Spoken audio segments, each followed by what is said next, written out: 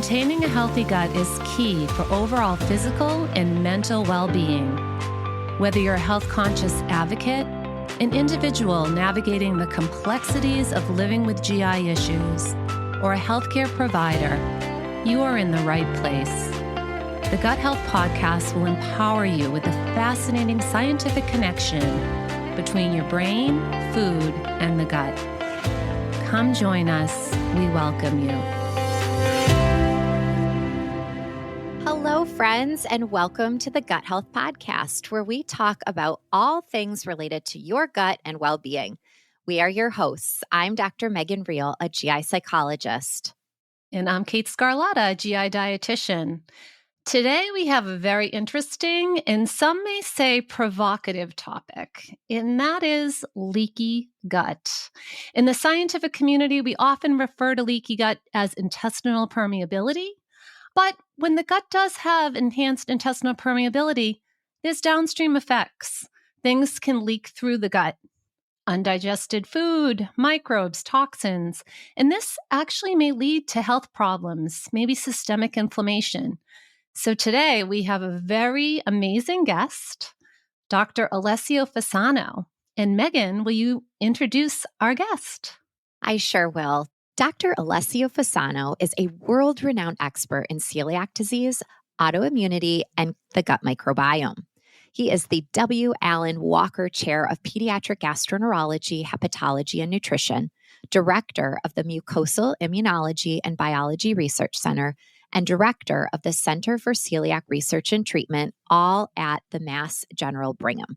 He's also Professor of Pediatrics at Harvard Medical School and Professor of Nutrition at the Harvard T.H. Chan School of Public Health. As founder of one of the first celiac centers in the U.S. in 1996, Dr. Fasano has been a leader in research, education, and advocacy for advancing awareness of celiac disease and other gluten-related disorders. In collaboration with others, his research focuses on developing an alternative therapeutic treatment and finding a way to prevent celiac disease from developing. With more than 450 peer-reviewed publications, he is widely sought after and shares his expertise with many organizations and institutions. He has authored 2 books that our audience may be very interested in: Gluten Freedom and Gut Feelings, The Microbiome of Our Health, with co-author Susie Flattery, published by MIT Press. Welcome, Dr. Fasano. All right. So, Dr. Fasano, we always start our episodes with a little myth busting. So, do you have a myth you would like to bust in regards to leaky gut or gut health in general? If you believe that you are not an Olympian because you have the leaky gut, or that you will not win a Nobel Prize because your gut leaks, yes, that's a myth that needs to be busted. Meaning, leaky gut is a term that, by the way, I don't like. I like loss of barrier function on increased gut permeability, is indeed involved in many conditions, but cannot be responsible why the elections went that way this year, for example. That's perfect. So, all right, let's dive into that. Can you explain this term of leaky gut in simple terms? And is it a medically recognized condition? Being, is the leaky gut the same as leaky gut syndrome? Is there such thing? All right, so let's explain first the term and then we will go to the details. Leaky gut or loss of barrier function implies as a concept the fact that we have barriers that divide us against the external environment. The most obvious that we see all the time is our skin, right? So that stuff doesn't come in our body because we have the skin. The most complex, the most studied, and probably the most sophisticated barrier that we have, because it's the largest interface with the environment, is the intestine. An adult's intestinal surface is spread on the ground will cover a double tennis court. That would be 7 times roughly what is the interface with the skin, just to quantify that. It's not the only one, again, but it's the most studied for all these reasons. When I was in training, so both of you were not born yet. I might have been. We were taught that these barriers, to be efficient, should be static, like a sort of wall that divide the external world from our body, so that we would be protected from the inadvertent and uncontrolled passage of the stuff that you, Kate, were mentioning, toxins, endotoxins, junk, in other words, that comes from the environment. Now, coming to the intestine, but this applies to all mucosa, so also the airways. The entire layer of the intestine is covered by single layer cells, just a single layer cells that are cemented. That was the concept that was told to us between them, so that nothing comes through other than in through the cells, what we call technically the transcellular pathway. Because the other difference between, the epithelial cells in the gut compared to other interfaces like the skin, we want some stuff to come in, nutrients, otherwise we'll die, right? But only under specific circumstances and after being digested, because we have a specific way to bring the stuff in. Nothing else was supposed to come through.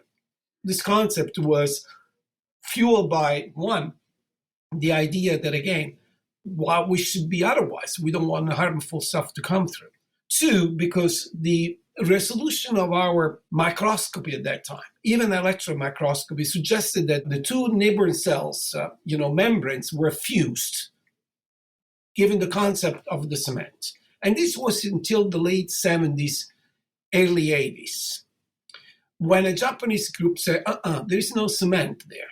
There are doors, most of the time closed, that technically they called tie junctions. They are very complex structures made by hundreds of proteins with a lot of functional redundancy that in biological terms it means it's something important. Where you have redundancy, you have backup, so to speak, that eventually controlled the trafficking of stuff from the lumen into our body. Now, the concept of door means that they can be open. And therefore, they introduced the concept of plasticity, so dynamic structure that can forth from the outside world or not. If you allow me a comparison, a parallel, let's say that, these are through the front door of your house, okay? Most of the time it's closed. If somebody rings, the door, you open the door to let the people go in. But, when they're in, you close the door. And that's the way that they're supposed to work. If you forget the door open and you go to sleep at night, then the chance exists that somebody that is inappropriately qualified to come into your house, it does. And that is the concept of a leaky gut. Coming to leaky gut syndrome, that does not exist in my book. But of course, this is my very personal opinion, because, that would imply there is a specific entity that create the problem. Now we know much more the biology, why this stuff opened for too long, how this happened, what are the mechanisms, and so on and so forth. So there are conditions in which you lose the barrier function for a specific reason that, I'm assuming that we're going to go a little bit more in details, but they are not part of a syndrome, because the word syndrome means we don't know the mechanism, we don't know the reasoning. And that's not what is the case right now. The science has evolved. It just makes me think of all these people making $1 million on leaky gut syndrome protocols. And products to fix it. Correct.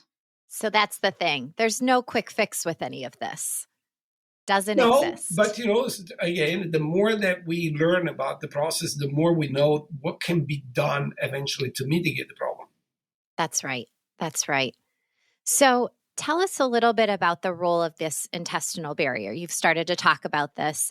And how does its dysfunction contribute to other health issues? Yeah. I want to make a disclaimer before that we go through the details. The disclaimer here is that, in general, this is a hidden topic, as you mentioned at the beginning of the show, because, it polarized people. It's like the political life that we live nowadays in the United States. There are believers and non-believers. The believers, they're all in. And they believe that, again, everything under the sun, and that's the reason why I made that prerogative, myth at the beginning, is due to the fact that our intestine leaks. The non-believers, that this is a totally voodoo junk kind of science.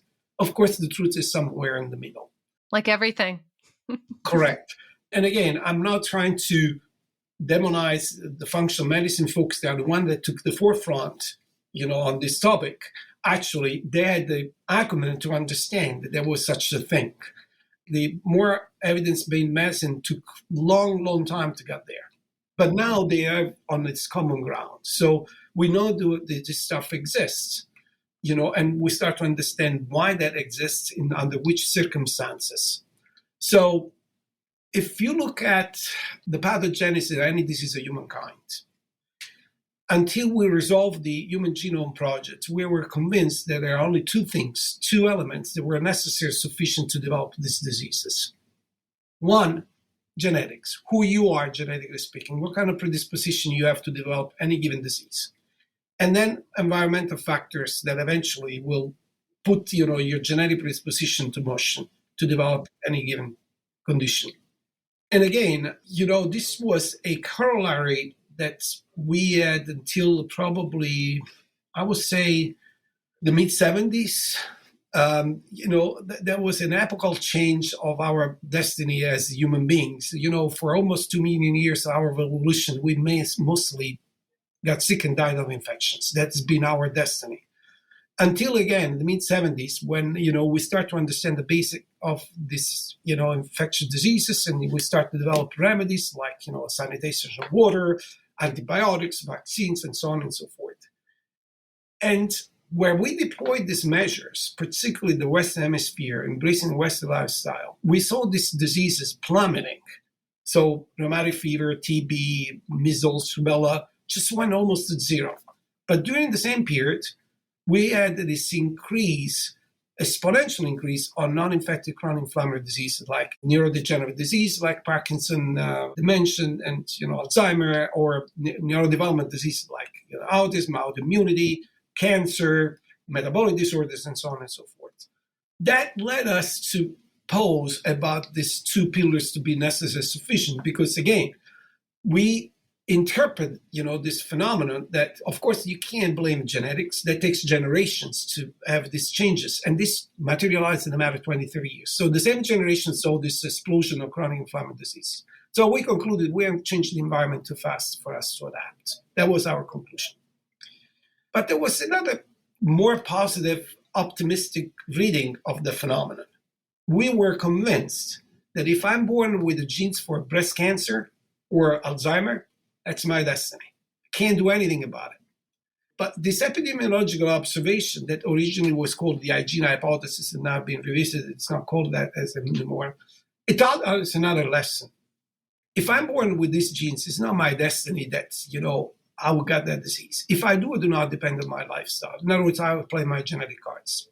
Understanding what we've been doing wrong by embracing a lifestyle like the Western lifestyle will give us a hint of what's going on.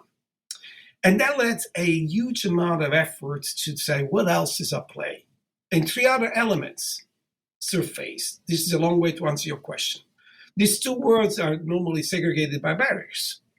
You got to lose that segregation in order that they have to interact. So in other words, these elements from the environment need to be seen by our genes, particularly the ones that control the immune system, in order to develop a problem.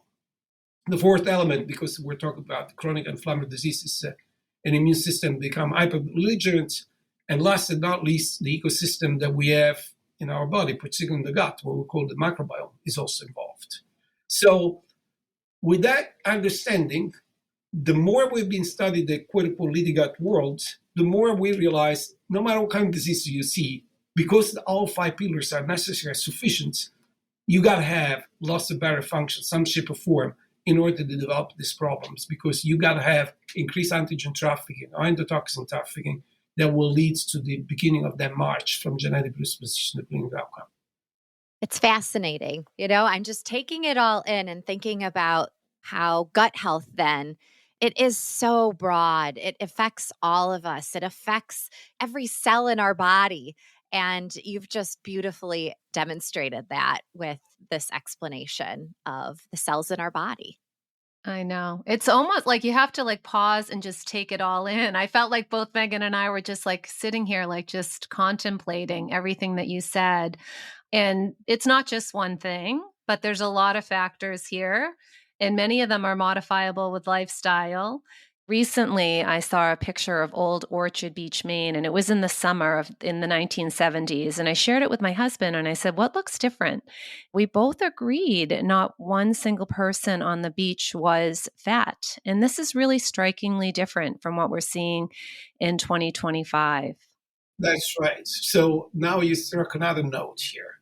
Because, when we're trying to figure out what we've been doing wrong by embracing lifestyle that is conducive of these chronic inflammatory diseases. So what have we been doing wrong in the Western Hemisphere? So the last three elements, by the way, that we didn't know, gut permeability, the immune system that become hyper-belligerent, and the microbiome, they're highly interconnected. So typical example, if you have an imbalance of microbiome, dysbiosis, that is the strongest stimulus to have your intestine leak. And if your intestine leak, your microbiome goes off balance. And now we know, and I don't have to elaborate much about that, the microbiome really dictate our destiny, because with only 24,000 genes or 28,000 genes, whatever it is, that reasoning that we had when we did the Human Genome Project, one gene, one protein, one disease, is out the window. So it's all epigenetics. And it's the microbiome to decide if, when, why, and how some genes are put in motion, and we start that march from genetic predisposition to clinical outcome. And therefore, the reading of all this is because we changed that friendly relationship with the microbiome that we have this surge of chronic inflammatory disease. These genes that put our risk for those conditions been always there, but never been put in motion. And now it seems to be that because of the fact that we're not taking good care of our microbiome, talk about gut health, include the microbiome, that's the reason why we're in trouble. And all this stuff that we can do when we embrace a Western lifestyle can affect negatively the microbiome and therefore our clinical destiny. Yeah, C-section versus vaginal delivery, but that's one episode in my life. Antibiotics. Yeah, I can take 3-4 times antibiotics a year, but I eat 3-4 times a day. So probably the most impactful reason why we got in this mess is because we radically change our nutrition. And this to go back what you're saying, Kate. In the 70s, everybody was, on the lean side. And now we have just in pediatrics, 30-40% of child obesity. And these are the kids that, bring comorbidities. When I was in training, again, I have never seen a kids with hypertension or fatty liver or cardiovascular diseases. And now we see this in clinic. That was unconceivable. Or type 2 diabetes, unconceivable. I just think of growing up in the 70s, TV dinners, the Betty Crocker cake mixes, like everything was out of a box growing up. And then I think, okay, that I was creating like probably the worst microbiome. And then I had 3 kids and they got a piece of that, so you see the generation, and antibiotics were like candy. I mean, I was on antibiotics all the time as a kid. So you can see how you can have generational effects and this problem get bigger and bigger and bigger. I want to just comment on, so the intestinal permeability, I want to make sure I got this right for our listeners, is a big piece to the advent of these chronic diseases that we're seeing. Like that has to be there. Is that what you were saying earlier? That's right. That is a part of this picture. That's right. But, again, it's one of the 5 pillars that you got to have these problems. And the point of why I focus on microbiome and therefore nutrition is because of all the stuff that, can bring you to a quote unquote leaky gut. Dysbiosis is the strongest stimulus that can happen to you. Of course, if you take, non-steroidal anti-inflammatory drug, that will leak your gut. Or if you are, eventually are stressed, your gut can leak and so on and so forth. But, I can make the argument that all this stuff will affect your microbiome anyhow. So maybe that directly will affect gut leakness, but maybe it all translated and transduced by the microbiome dysbiosis. And so is there any biomarkers used in clinical practice to help assess? I know there are some that are, used in research settings. Zonulin being one of them. No, patients really don't have any way to assess for this. The honest answer is no. However, I want to make a little disclaimer here. For many, many years, in the research setting, we use very complex and sophisticated measures of gut permeability, like the double sugar test, the lateral mannitol test, that is very cumbersome and not doable in a clinical practice. Then you mentioned zonulin, just for the benefit of the people that are listening, just to know what the heck is zonulin now. If going back to the parallel of your tight junction, this spacing between cells being a door, zonulin is the key. So in other words, it's what happened at that door. And if you produce too much zonulin, that's been, associated by almost more than 1,000 papers now, since discovered this molecule by our group like 20 years ago, to a variety of chronic inflammatory diseases. So all this to say, yeah, that is a common denominator. What the people in science have been doing to measure gut permeability in the human setting, I don't care about the animals, because that cannot be, that important, of course, because you can do it with an animal model, something that probably is not doable with humans. Over the years, there have been 3 biomarkers that surface that are very meaningful to us. One is zonulin. That is, again, if I produce too much, I know that my intestinal leaks because, I open these doors. But you know what? Many of us, they have a leaky gut and don't have any consequences. All depends how long the gut leaks. And as I said, the intestine and any other barrier is built to be open at some point. Not for too long. So it's not important just to know, is my door open? The next question is, who came through the door? Do I have a smuggler or, a rubber guy that came through? And the biomarker for that, because most of the inflammation, not all, but most of the inflammation is caused by endotoxins. In other words, stuff that comes from the bacteria in the gut. The second biomarker that people they use is what we call the LPS, that is an endotoxin lipopolysaccharide. LPS is binding protein. So now I answer the second question. 1, zonulin is up, my door is open. LPS binding protein is up, a bad guy came through the door. And then the third biomarker that people they use in research is what we call soluble CD14. That is a biomarker is telling me, because of all this, my immune system is fighting and it's generating inflammation. So bottom line, back to the parallel, my door is open, a bad guy came through, and he's stealing my stuff because I know that it's been stolen. There is now an effort to bring this to clinic. For example, in Europe, in Germany, where, functional medicine doctors are, a sizable number of healthcare professionals, the zonulin, assay is used routinely in clinic. Some companies here, they start to offer zonulin testing here, sometimes by itself, sometimes in combination with the microbiome analysis. So they two are tested together as gut health kind of testing. Are these ready for prime time? Probably not. But, once this validation will become more and more substantiated, I will anticipate that, again, and I see this in my clinical practice, a lot of people that come there with these results, I said, can you tell me what that means? So That's there are right. companies that remain unnamed that are cashing on this already. Right. But it's just not ready. Yeah. And what do you tell those patients? Because we see it too. And especially my anxious patients where they don't feel good.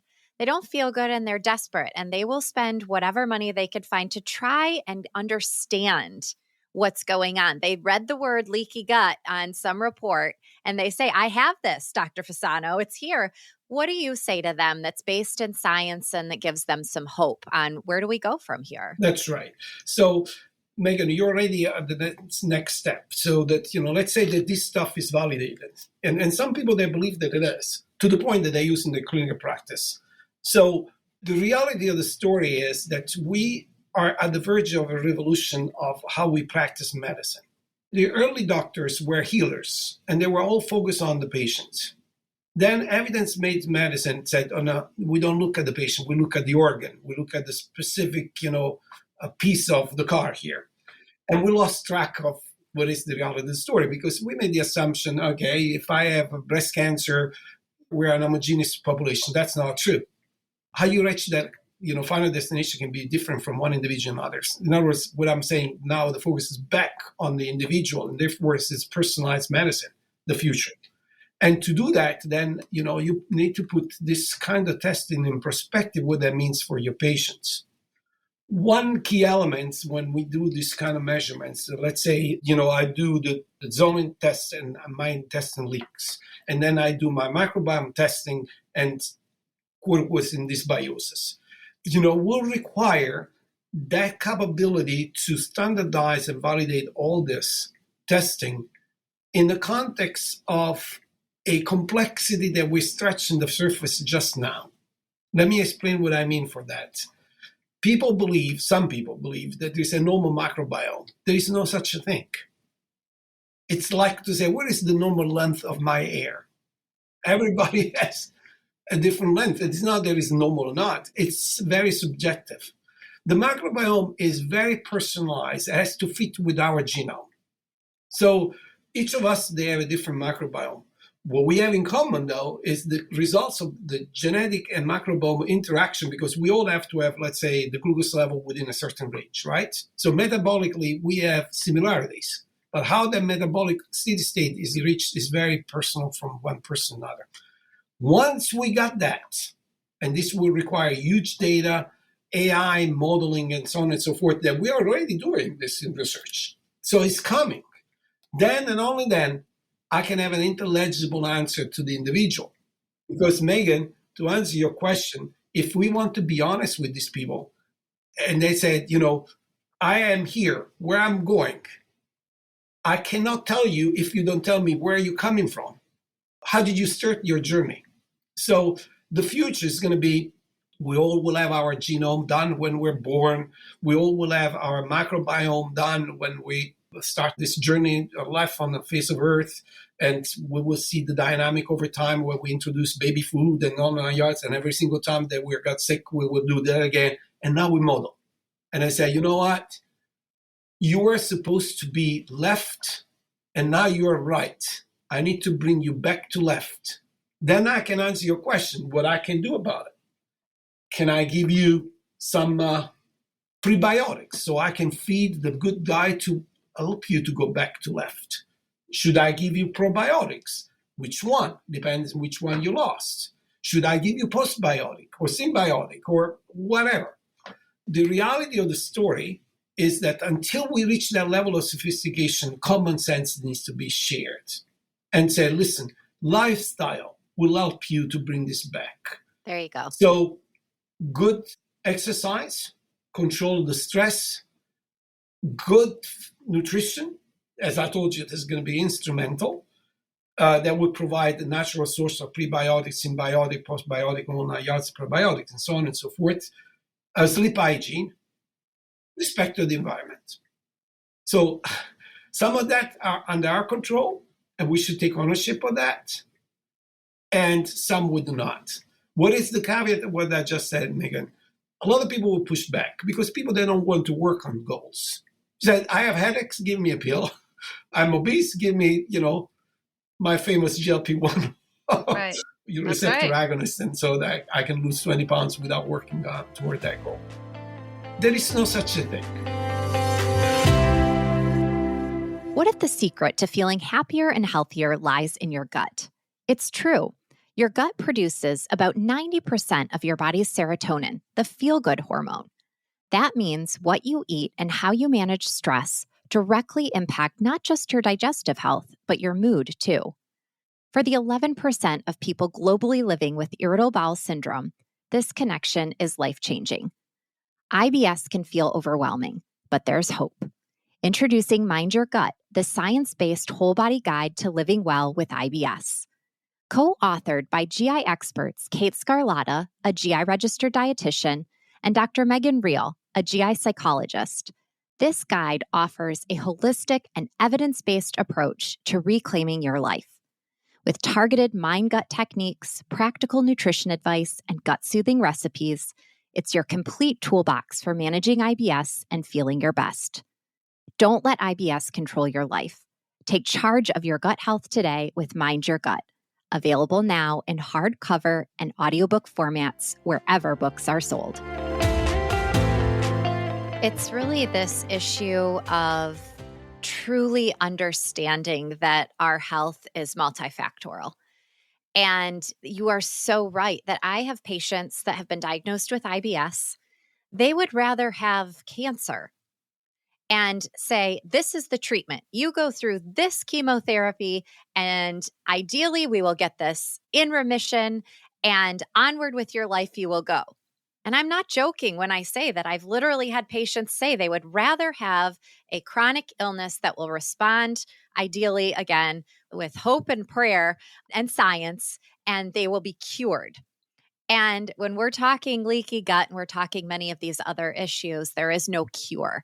There is a understanding, appreciation, and time devoted to living a lifestyle that is going to incorporate the expertise of lots of people that can help you get to where you're hoping to get with your health. Yeah. Now, both for leaky gut and IBS, it's not true that there is nothing that we can do about it, because now we understand much more than we understand before. Let's take IBS as a typical example. We don't call that IBS anymore, by the way, because IBS means irritable. So there's something that is not right. Bowel, that has happened in the intestine. Syndrome, I have no freaking clue what is going on. Now, it's not called this anymore, IBS. Why? Because this is the quintessential example of miscommunication between the gut and the brain, what we call the gut-brain axis. That, Megan, this is in the smasher what you do for a living, I guess. Yeah. So, a while ago, I wrote a book that is called Gluten Freedom, that has to do with gluten, your health, and so on and so forth. And I put a quote in there that I didn't have any idea that was going to be a quote that would go on the shirts. What I said, the gut is not like Las Vegas. What happened in the gut doesn't stay in the gut.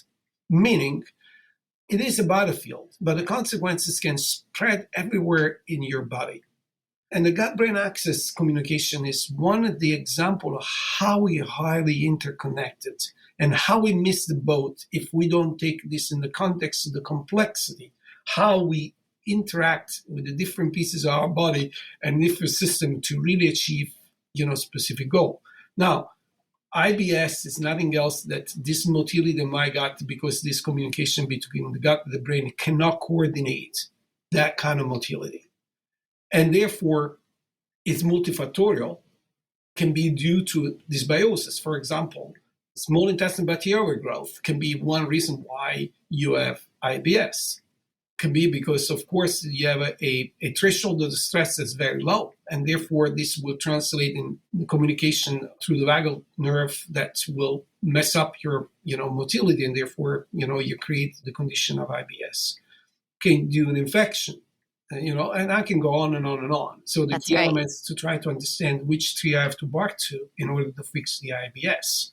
Again, we don't call that anymore. So that's fixable, provided that we have an understanding. And I am very sympathetic with your patients that say, you know what, much better chronic condition that have a target, so I'm giving me a drug and I will fix it. That tell me there is not much I can do about it, because that's very debilitating. I understand that. But some people resolve IBS with biofeedback because it's stress related. Other people, then they fix by fixing SIBO, and I can go on and on and on. Or by doing an elimination diet because it's driven by gluten, whatever. So it's all question that how can I put people out of this pot that I put in there because I don't know exactly what's going on with them. That's the essence of the story. It's interesting. I think of like IBS and IBD and just talking a little bit about nutrition and the need for personalization, because there's been some interesting studies looking at inflammatory bowel disease, and in a small subset of those individuals, when they consume fructans, which are found in wheat, barley, rye, same gluten foods, it stimulates their inflammatory markers. And in IBS, when we look at some of the recent data done out of Michigan, in the people that responded to a low FODMAP diet, they found adding FODMAPs back incited immune activation, created a dysbiosis with LPS. They measured for LPS. They had this immune activation, and colonic barrier dysfunction was measured as well. But not everyone that has IBS needs a low FODMAP diet or benefits. And not everyone with IBD is sensitive to fructans. And so, these one size fits all recommendations, or I feel for patients that are like, okay, my diet's lousy, I got to eat more fiber, and they go out and buy like a bunch of whole wheat bread and feel miserable. And it's finding the right foods too that'll work for your body based on this very complex system and the individual nature of it, right? The gut microbiome being so different person to person. Yeah, before that answer, I have to make a disclaimer. Besides being professor of pediatrics, I'm also professor on nutrition, so I'm a little bit biased here. But precision nutrition, in my humble opinion, is going to be the future to solve or to ameliorate at least many of these issues. So you made the right example. Let's say IBD, for example.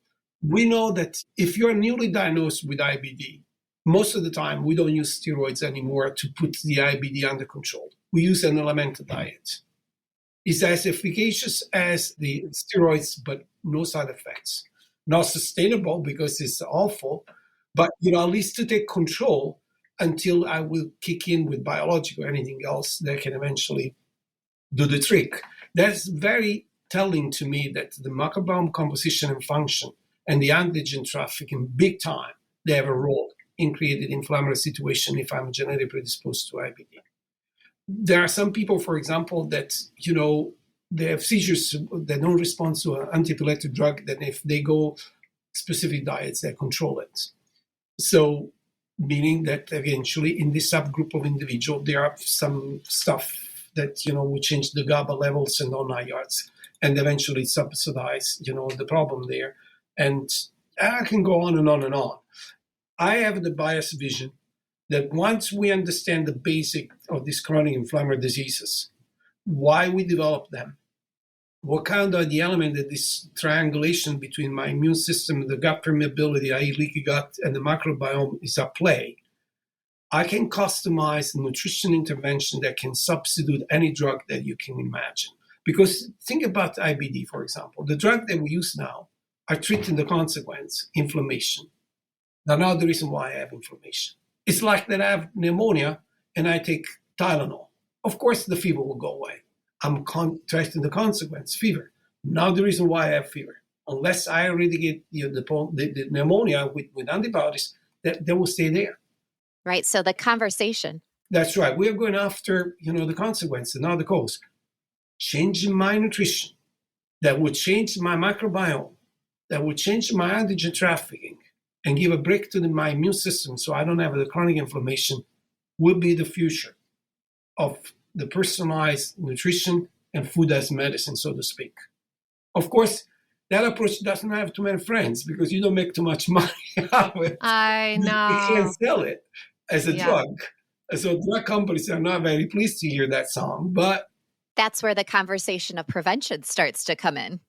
Kate, what you were saying, this has been amazing because at least at my age, I've seen this change, generationally speaking.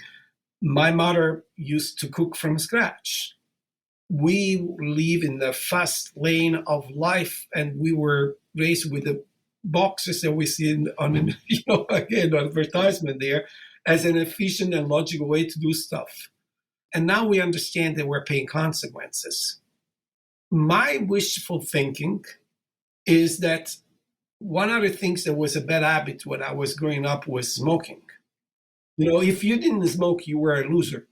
Thankfully, I was a loser because I never smoked in my life.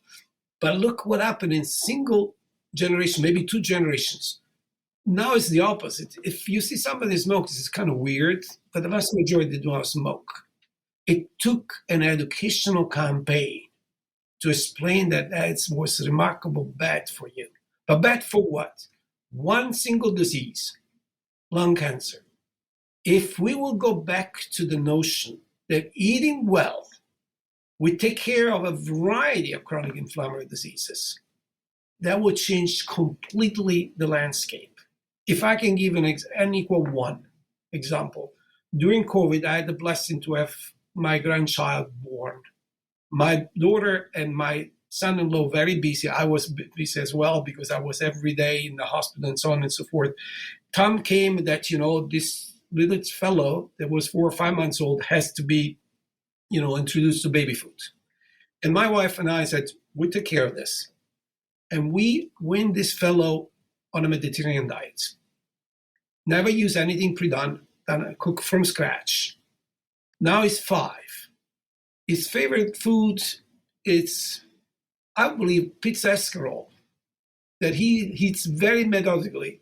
Capers first, then olives, then the escarole, then the dough. He doesn't know what a French fries is. Yeah. He has no desire of a French fries. Junk food, never done. A taste. What I'm coming from with this. Oh, by the way, and I need to rush it up, because, Wednesday is dedicated to this folks because he's my sous chef. We cook together every Wednesday. Yes. What I'm trying to achieve with this, that transformational change to not smoke anymore. If the next generation knows that to cook healthy would not take that much, because, he spent only an hour with us, including he needs to eat what we cook. It takes 20 minutes, maybe half an hour. You got to be prepared with food shopping. But, again, think about this. I decide what I put in my body by doing with my food shopping.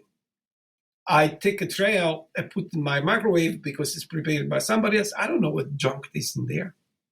Why we want to do this out to our body? So my hope is that this guy, when we become a father, will change the attitude and will break that vicious loop and say, you know what? Cooking is not a big deal. And this is the way that we need to eat. And finally, we will reverse this trend of childhood obesity and chronic inflammatory disease due to inappropriate nutrition. And people will feel the effects of that, right? You feel better when you have those foods. And to your point exactly, last night, my kids had soccer.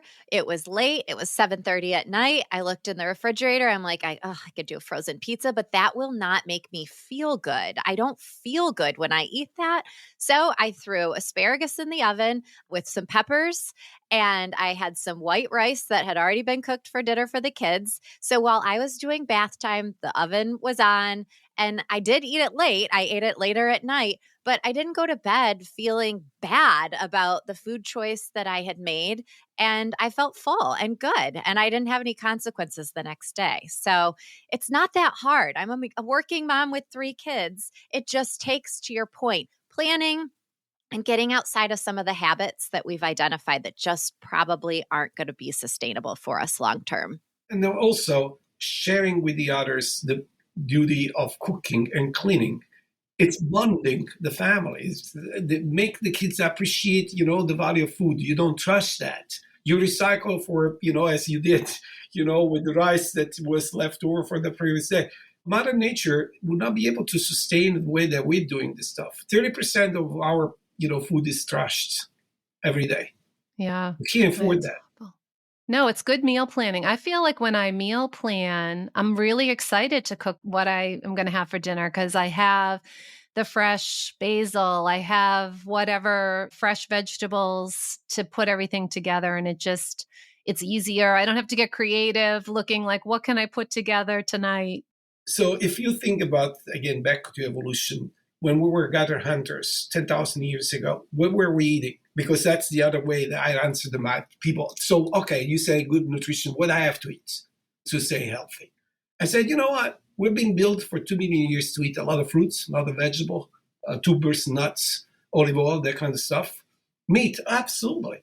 But once in a while, you have to be a good hunter and eat lean meat because these animals were escaping predators, including human predators. So they were lean, not fatty stuff.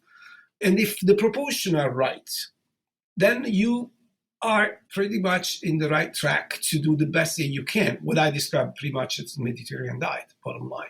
That has been proved to be good for you. But why? Back to the microbiome and gut leaking here.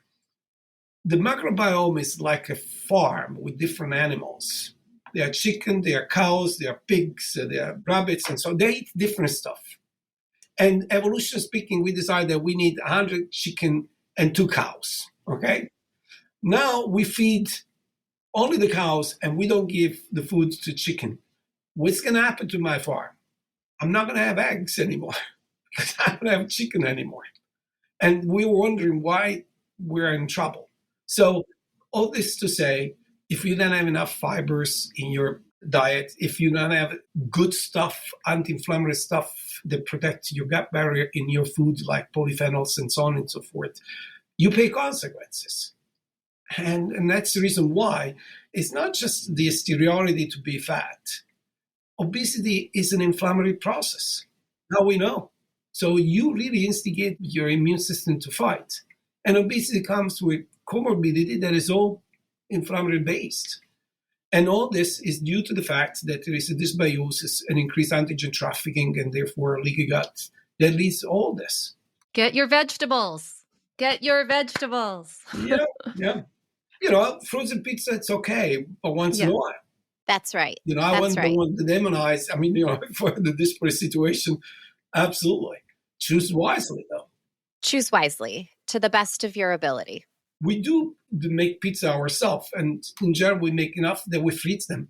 So you have your own frozen pizza, or any kind of dish that takes a little bit extra time.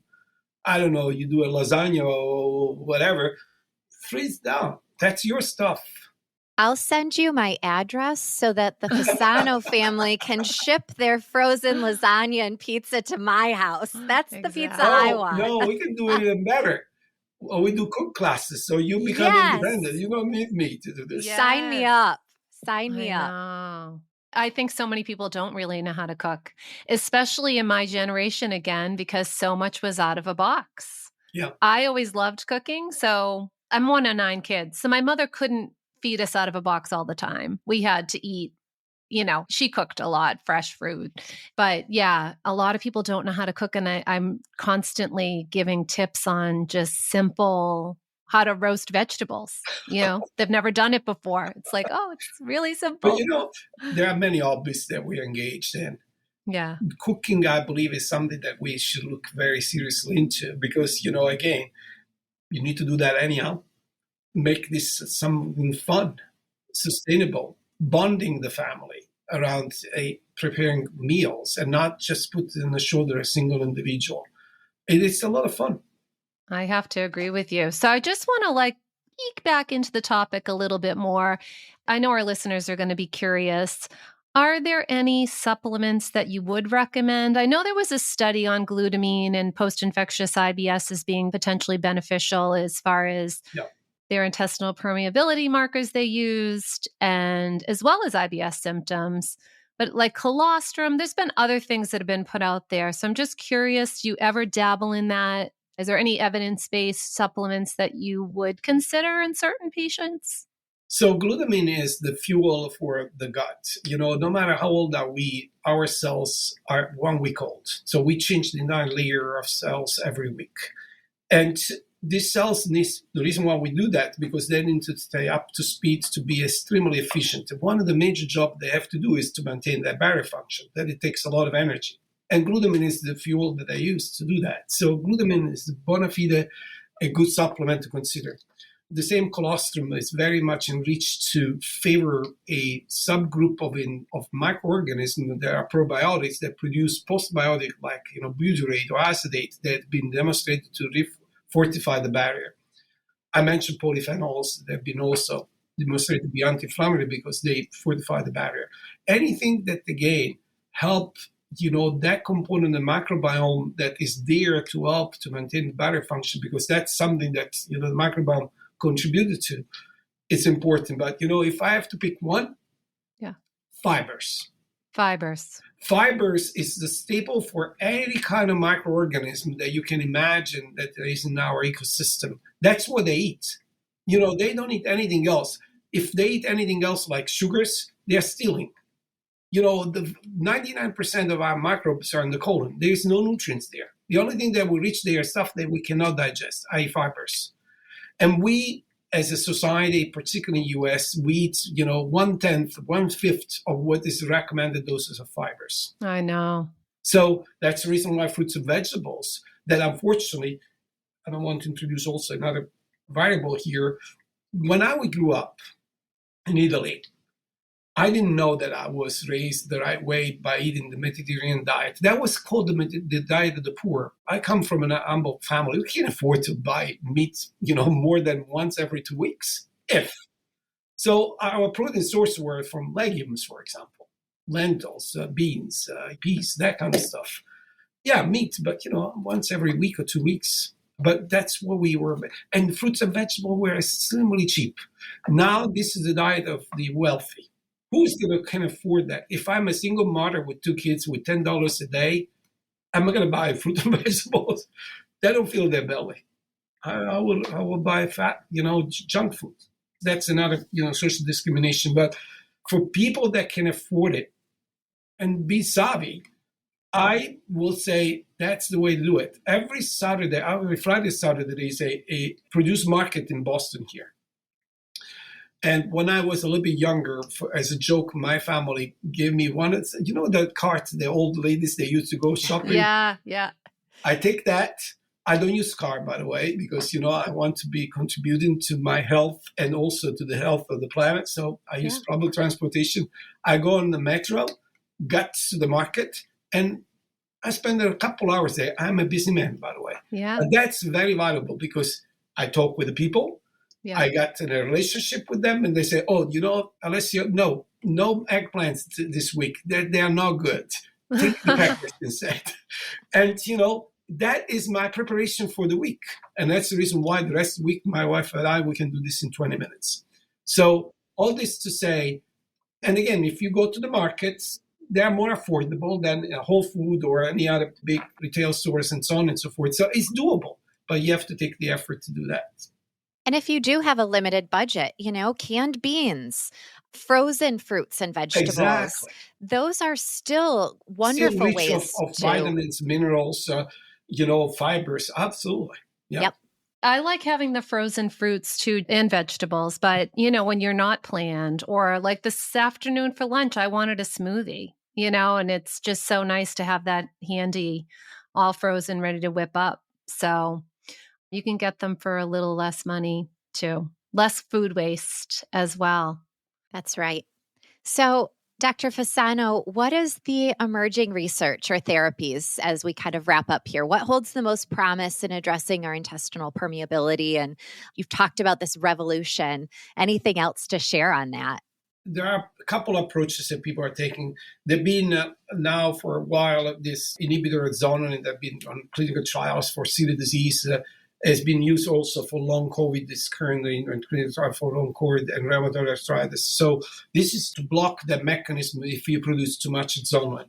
Similarly, the same kind of goal has been tackled by using probiotics that eventually fortify your barrier function and possibly decrease zonunin levels.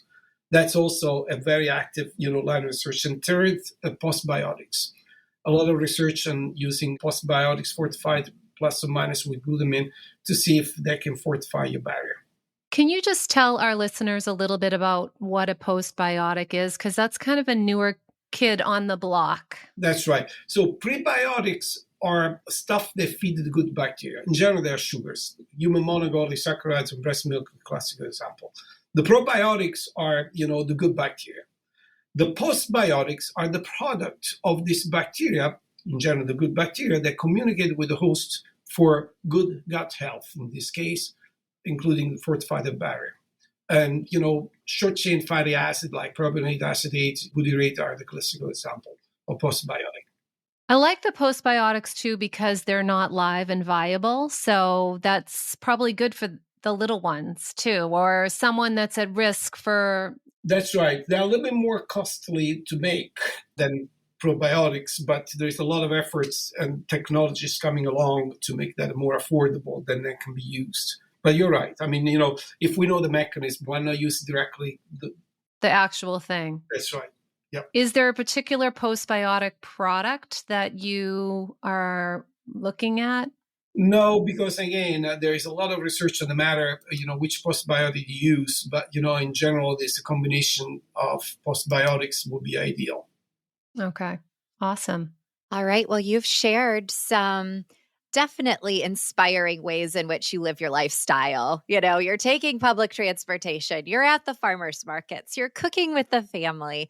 Is there anything else that you do that you prioritize for your own health and well-being? I drink good wine, good red wine, good Italian red wine. Of course. A little glass a day will do it. You know what? We've said moderation is key. And when you're doing all the other things that you're doing, I'm sure that little glass of Italian wine really boosts your endorphins With and meal, gives you. by the way. There you go. Yes. That's good gut health. Yeah, not on an empty stomach. Nope. That's good. Well, that wraps up our episode today. Thank you so much, Dr. Fasano, for sharing your expertise in such a unique and complex way, because it's a complex science, and dispelling some myths around leaky gut syndrome, which I think need to be dispelled because a lot of people get caught up in the snake salesman out there on the internet. So thanks again for coming on, and listeners, thanks for listening. Subscribe and share the Gut Health Podcast. Thanks, friends. Thank you for joining us as we grow this gut health community. We hope you enjoyed this episode, and don't forget to subscribe, rate, and leave us a comment. You can also follow us on social media at the Gut Health Podcast, where we'd love for you to share your thoughts, questions, and experiences. Thanks for tuning in, friends.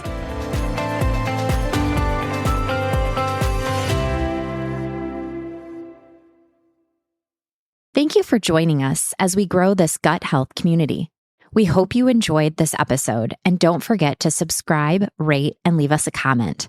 You can follow us on social media at the Gut Health Podcast, where we'd love for you to share your thoughts, questions, and experiences. Thanks for tuning in, friends.